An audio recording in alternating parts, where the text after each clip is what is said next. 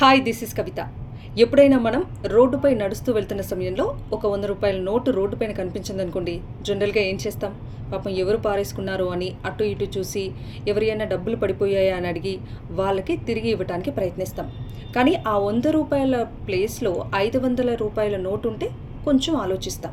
కానీ అదే ప్లేస్లో 1,00,000 రూపాయల నోట్ల కట్ట ఉంటే మాత్రం ఖచ్చితంగా అక్కడ పరిస్థితులు మారిపోతాయి. నిజాయితీని పక్కన పెట్టే అవకాశాలే ఎక్కువ. ఎవరి సొమ్ము అయితే నాకేంటి, దొరికిందే ఛాన్స్ అంటూ ఆ 1,00,000 రూపాయలని టక్కున జేబులో పెట్టేసుకుంటూ ఉంటారు చాలామంది. కానీ నడి రోడ్డుపై 1,00,000 రూపాయల నోట్ల కట్ట దొరికినా కూడా ఆ వ్యక్తిలో నిజాయితీ తగ్గలేదు. ఎవరిదైతే ఆ 1,00,000 రూపాయలు పోయాయో ఆ వ్యక్తికి ఆ డబ్బును తిరిగి ఇచ్చేయాలని అనుకున్నాడు రామ్ శర్మ అనే పూజారి. సో ఈ సంఘటన ఎన్టీఆర్ జిల్లా నందిగామలో జరిగింది. నందిగామలోని గొల్లమూడి శివాలయంలో పూజారిగా పనిచేస్తున్నాడు రామ్ శర్మ అనే వ్యక్తి. అతను తన పన్నులు ముగించుకున్న తర్వాత ఇంటికి వెళ్తున్న సమయంలో రోడ్డుపైన అతనికి 1,00,000 రూపాయల నోట్ల కట్ట కనిపించింది.